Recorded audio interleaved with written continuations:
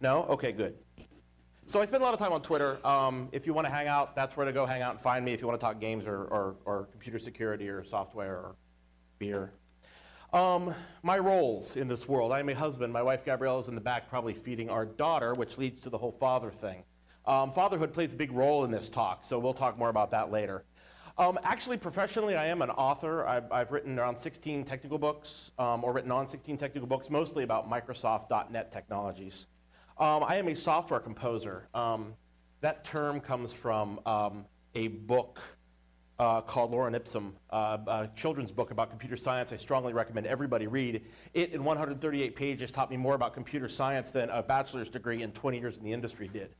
And one of the things that they taught was that solving problems is a lot like composing music, and it really is. Having done both professionally, I can say that there's a tremendous mesh. And now whenever I put software composer on my resume just to screw up the resume mills and stuff, it's a lot of fun. I am a home brewer. I did not bring any beer to this con. I probably should have. I am also a lockpicker. You'll probably find me sitting in the Lockpick Village opening things.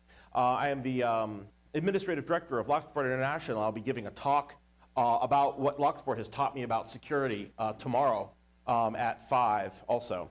I am actually a ninja. I'm 5th Q. I mean, like really a ninja. Like I have a belt, ninja.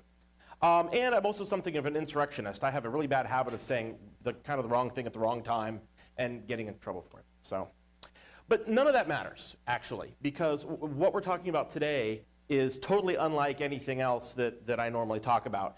What we're talking about is the story of how I wrote a miniatures game from scratch so that my son could play miniatures games with me. And that's what we're here to talk about today. So if you thought we were talking about computer security or lockpicking, that would be a different con, for me anyway. So my credentials. You mostly know my credentials in security and lockpicking, but how about gaming? Well, this was my gaming posse in 1985. I'm the one with the glasses in the front, sitting cross-legged. I can no longer sit cross-legged, by the way, so that's where that's worth.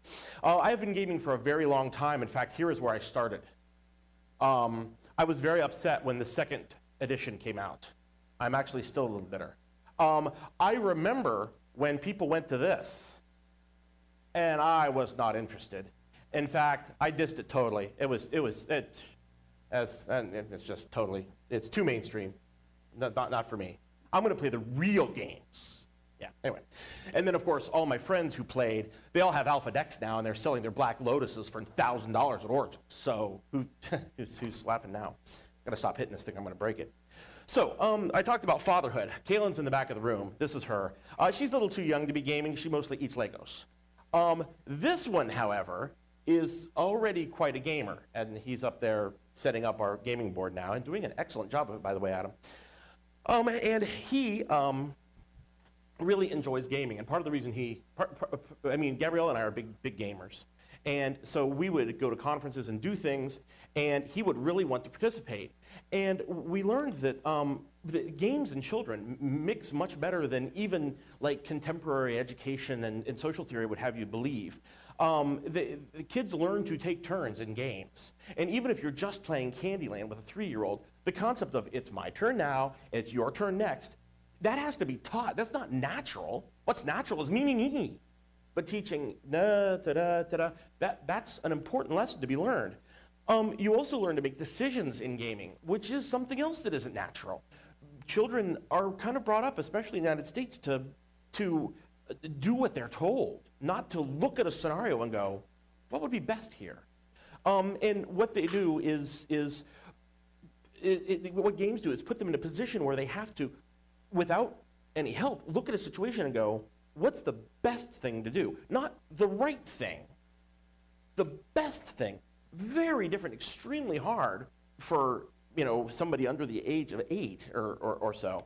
And also, really, and very importantly, especially for this one, we learn to win and lose.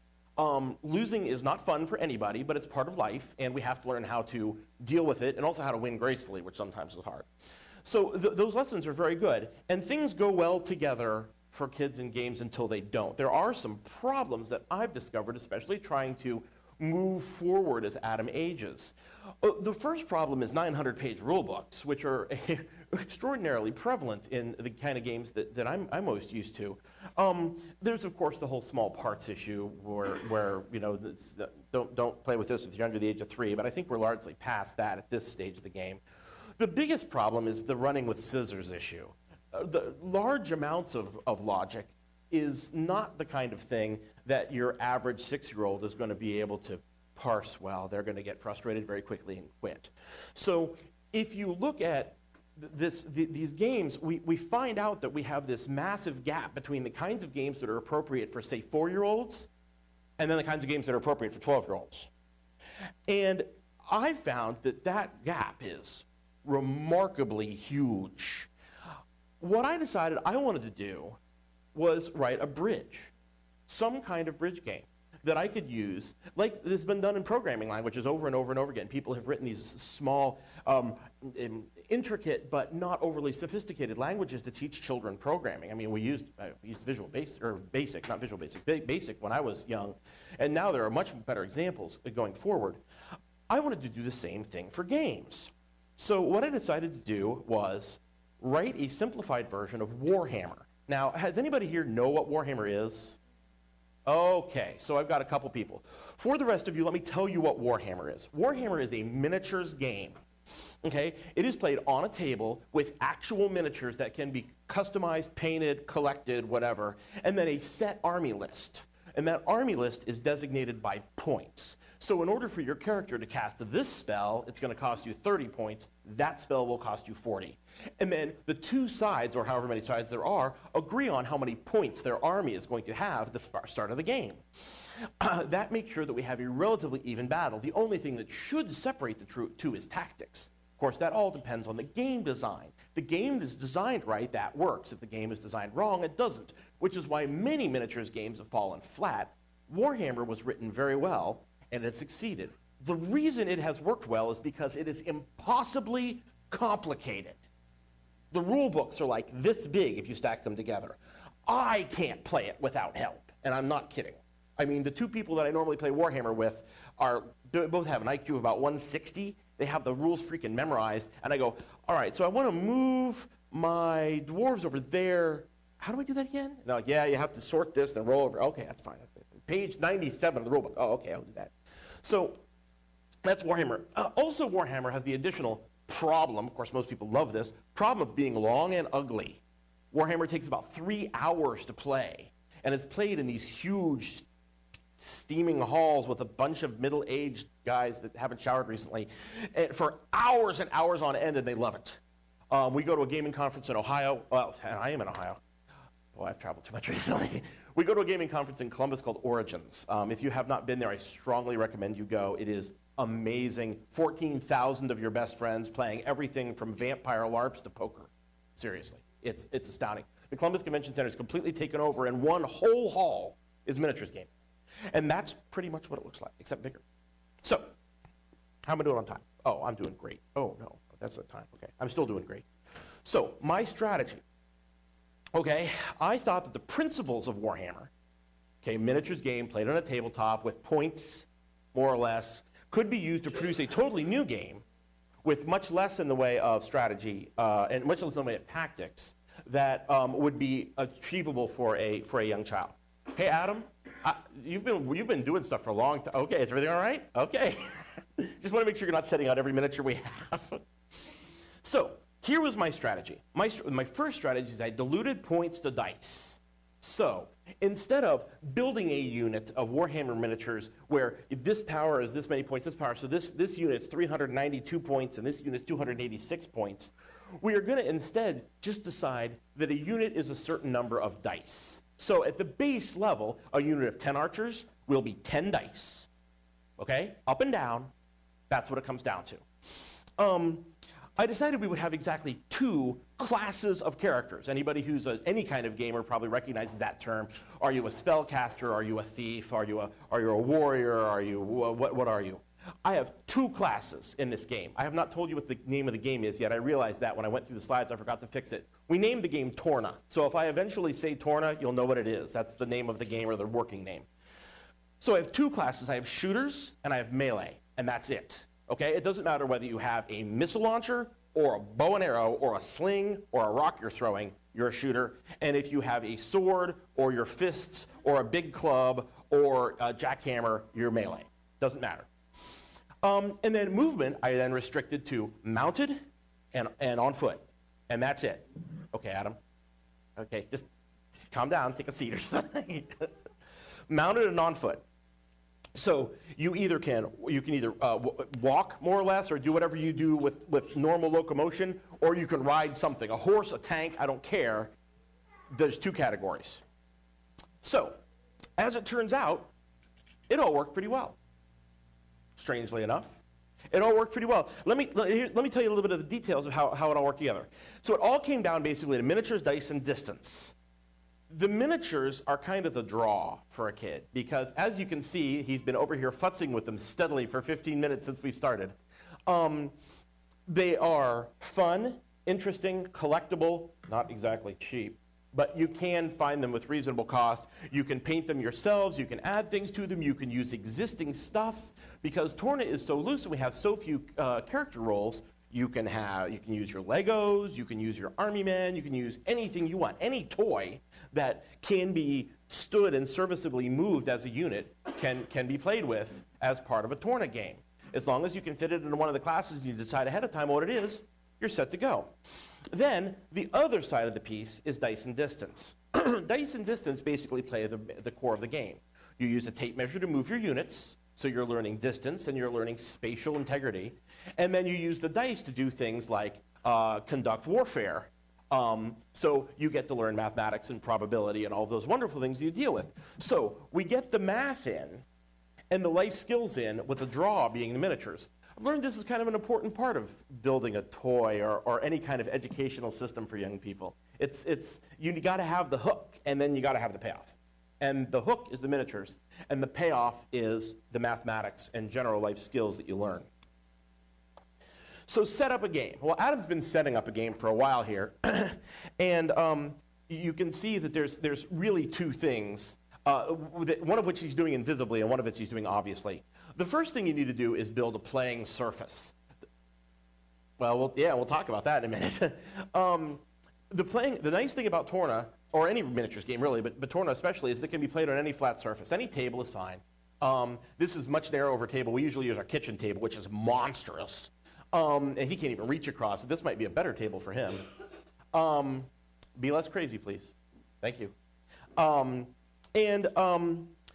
So you need to set up a playing surface, and then you need to size the army. Just like with Warhammer, where you're going to decide how many points you have on either side, in Torna you decide how many dice you have on either side. Now, Adam, how many dice do we have on either side of that army? Did you count?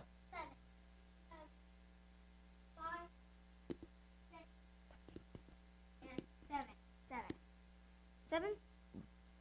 Oh, okay. Okay, don't worry about him. So we'll play a little bit, and you get to come over here, and I'll count up to make sure everything's right. But he has units set up here. For instance, here is a unit of mounted knights, and there's 6 here. So that could be 6 dice, or if one of them is as a captain, he might be a 2-dice player. Okay, so when he attacks, he gets 2 dice to attack with, and then when he defends, he has 2 dice worth of life to lose. All right, so this unit could be worth 7 points, or it could be worth 6. We have to decide in advance and write it down, or make some kind of notation so that our 2 sides are equal. So that's the other half of the setup that's kind of been happening invisibly here. Now, admittedly, that is not the easiest of concepts, and I will have to go back over this before we play and make sure that it was added up correctly, because it's not easy. But you'll see a little bit later on, when we play at home, we actually write down an army list. And that's another bit of that educational piece that makes things really interesting. So Torna, like Warhammer, is a turn-based game. You go first and manipulate all your units, and then your opponent goes and manipulates all of their units. When one of us has no units left, the other one has won. That is the basic flow of the game. Like I said, there's no game board. You play on a tabletop with whatever things you want. The movement is all conducted with a tape measure. So you know how far your units can move, and you just point them in the direction they want to go. You get 1 free reconfiguration per turn, and then you move them their set movement for their character class. shooters in general get to move 2 inches. They have a shorter move to balance out the fact that they can put damage anywhere on the board. People on foot can move 4 inches, and anything mounted can move 8 inches. Units, like I said, units are allowed 1 free formation per turn, so you can change your line or rotate once per turn for free, and that just fits into the system. But you cannot split, and you cannot split units, but you can merge them. Okay, that's been an interesting little twist to the rules that we've needed to do. Another piece that's interesting, we'll talk about actually in Melee, so hang on for a second. So, yes, units can stay together. Units have to stay together. They can merge but not split. I said that already. So that's movement. Let's talk about battle. So there's 2 kinds of battle, I said earlier. There's shooting and there's melee. So, like I said, arrows, missiles, don't care. It's all the same. It's going to work exactly the same way. So more or less, here's the way it works. If you have a melee going on here, what we have in this picture is a set of unpainted knights, for ease of clarity, a set of unpainted knights and a set of painted knights, and they're fighting each other. So when the person whose turn it is to attack, they count up the number of dice in their unit. So if we say, for instance, that this dude here is a captain, and these 2 guys are regular guys, then that's a 4-die unit. So we would pick up 4 dice, 4 6-sided dice, and roll them. Because they're melee, because they're melee units, they get a roll to hit of 3 or more. All right, so if they roll a 3, 4, 5, or 6, they have hit. Then you pick up all the dice that has hit, and you roll it again. And that's rolling for damage. Damage is 4 or more for melee units. So 4, 5, or 6 damages. Every damage you do takes a die away from the opposing unit. So this unit has 4 people in it. Okay, all of them are normal, so it's 4 dice. So if I were to roll and do 3 hits and then roll again and do 2 damage, they would take 2 dice worth of damage in that unit. Because of the way that unit is structured, that means 2 of the men are dead. They'd be removed from the table. Does that make sense? So I've taken probably about 90 pages of the Warhammer rulebook and condensed it to that. But it works. Shooting is very similar. Okay? It's the dice of the units are the same. So, So we have these archers over here, right? So there's 6 archers there. So they have 6 dice worth of archers. The only difference is because shooters can land damage anywhere on the field, they don't have to move to go get it. It's a little harder to hit and a little harder to damage. So when they roll, they hit on a 4 or more and damage on a 5 or more to balance the game. There's also an interesting tidbit that we've, a couple of interesting additional rules we've added on, and we'll talk about adding on rules as we go. In Melee, we added on the concept of charge. Normally, you can't move and shoot in the same turn. I think I said that before. Normally, you can't move and shoot in the same turn. But in in the case of melee troops, if they move into the unit, they can attack that turn. So if you're mounted, for instance, and the unit you're attacking is within 8 inches, you can move and hit at the same turn. So that's an added rule that we put in to balance a little bit more towards the melee guys, because honestly, the melee guys were all getting killed by the shooters before they get into the play. Then shooting, what we did is we started to introduce terrain. Okay, we would put stuff, non-player character stuff, on the field of play in order to block shooters. Once again, to try to reduce the power of shooters even further, because they were still massacring everybody. So now you have to have line of sight. So you actually have to get down, and if your unit can't see the unit you're shooting at, even partially obscured, you can't shoot them.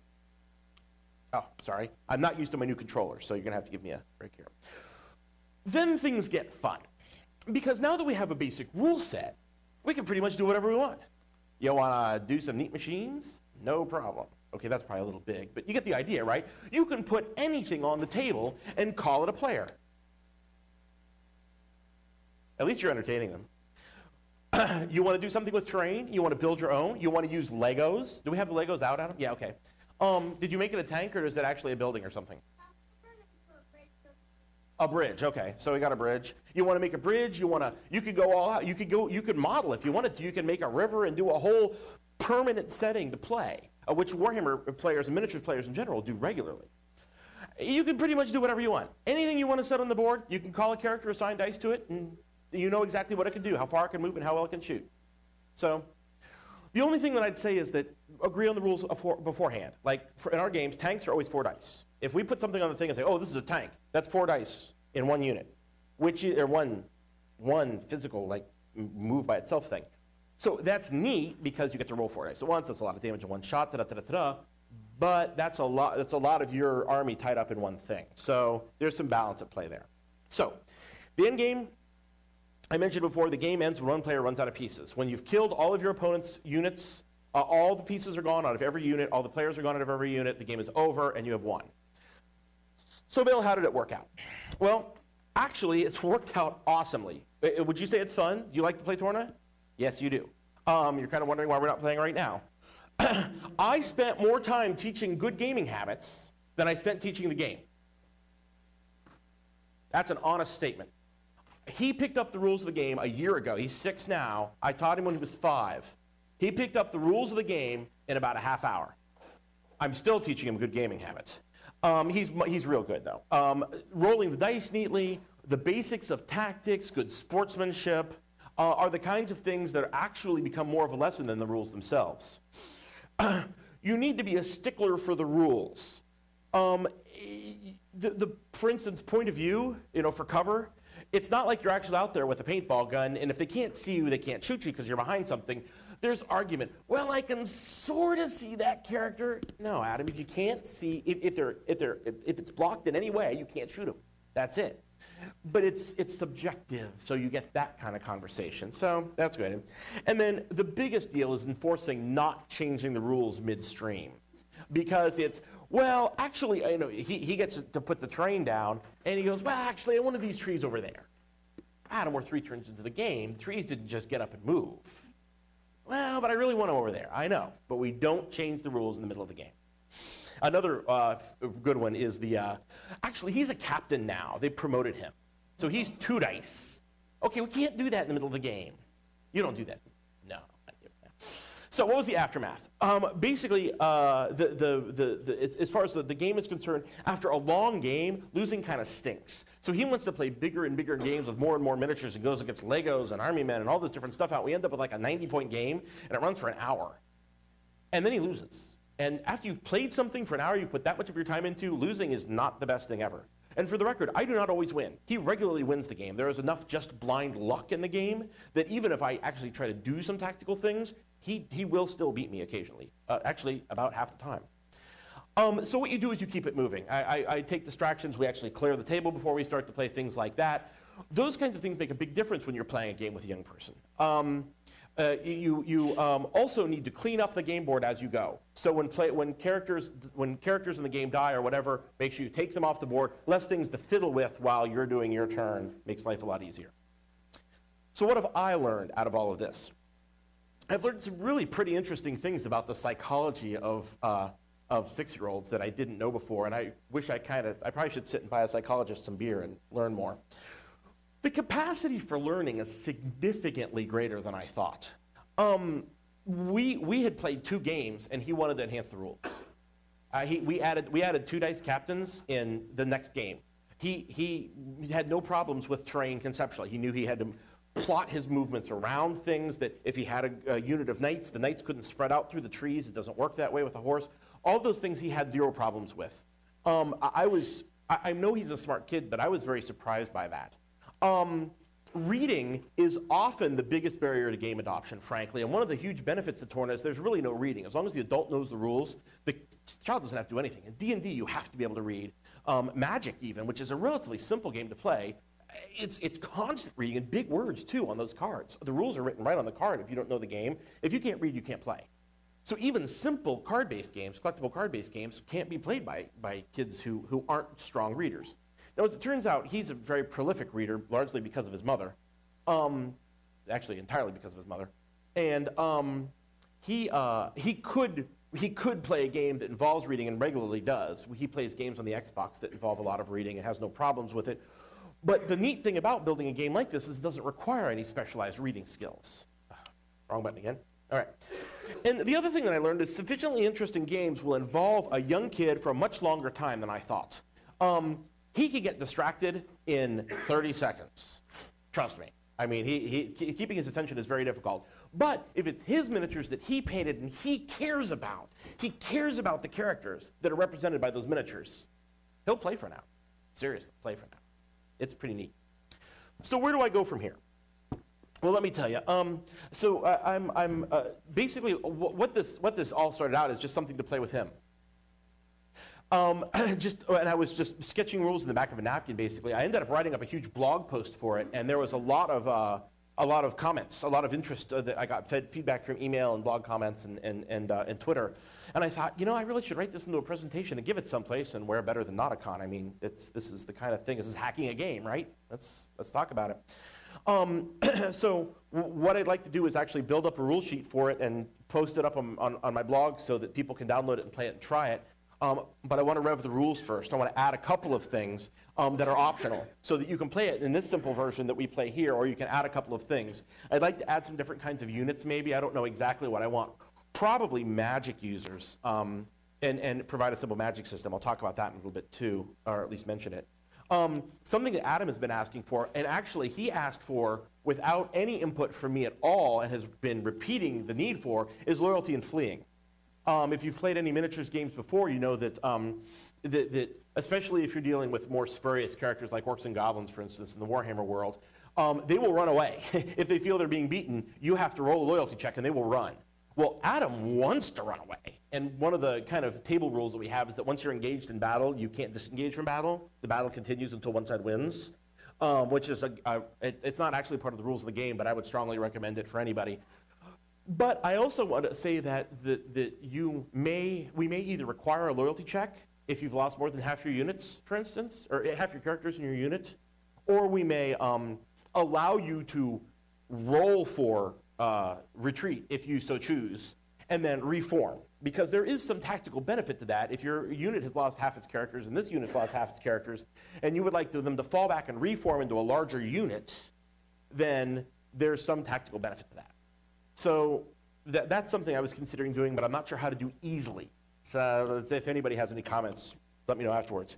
Something else I'd also like to add, and he's asked for too, is magic and technology.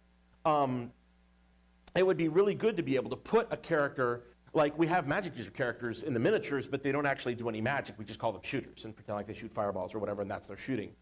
But it would be interesting to be able to have some kind of magic that is enforceable in the dice-based system. And I don't know how we're going to do that yet. So one of the interesting things, Adam is homeschooled, and we have a really good time with that. We don't homeschool for any particular reason aside from the fact that we like to travel and do neat stuff. And it's really tough to do that if you have to stick to a school schedule. And then sometimes he likes to sit on the floor. What do you have in your mouth? Oh, don't do that. Because of that, we're constantly surrounded with educational stuff. There's a site called Brain Pop Junior that's this big educational site with all these flash movies and activities and stuff, and he just sits and watches it for fun.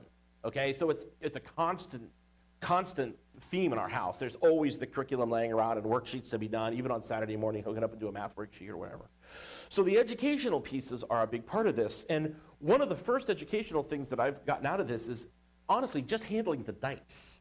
It sounds ridiculous, but it was amazing watching him pick up 10, because if you have a unit with 10 characters in it, you pick up 10 dice, you roll them all, and it's like, okay, all the dice that are 3, 4, 5, and 6, pick them up and roll them again to see who did damage. And watching him struggle with that initially, and now just go like this, and pick it up. I don't know what synapse connected up here, but something was learned there that is translating into handling small numbers very quickly and efficiently. Like that, those people who can look at numbers and quickly figure out what 15% of it is, do that kind of estimation, that synapse, which didn't connect for me, well, actually, it really still hasn't connected for me, but that's neither here nor there. That's already connected for him. He's already making those kind of quick judgments about numbers.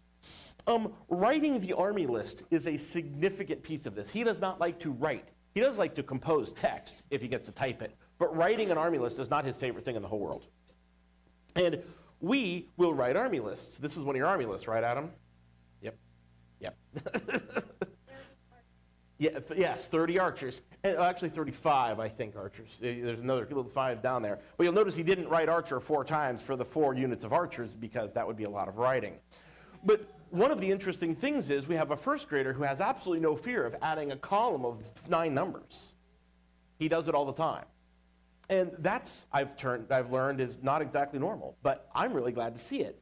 because it's a skill he's picked up from gaming. Not just this, we also play Bakugan, which has a lot of having to add stacks of numbers to add up your power-ups. But between those two games, we have got this. And then honestly, tactics, which sounds like a ridiculous thing for a kid to a 6-year-old need to learn, but it actually isn't, because it applies to what I mentioned at the very beginning of the talk to kind of come around full circle. Looking at a situation and figuring out the best possible answer is not something that just not something that you are born with. It's something you have to learn how to do. And playing games, especially a tactic-heavy game like this one, makes a lot of that happen. So it has been a really strong educational market for us. So if you'd like, he has set up a game over here, and anyone who's interested can come up and we'll play around after I re-level our characters, and you guys can watch if you wish, or if you've learned what you want to learn and you want to go get a beer, knock yourself out, that's fine too. We'll just come, we'll play a quick round, and then we'll be done. So let's count here, Adam. All right, so I see what you've done here. Okay. Captains. Okay. Captain. Okay, so 1, 2, 3, 4, 5, 6, 7, 8, 9, 10, 11, 12, 13, 14.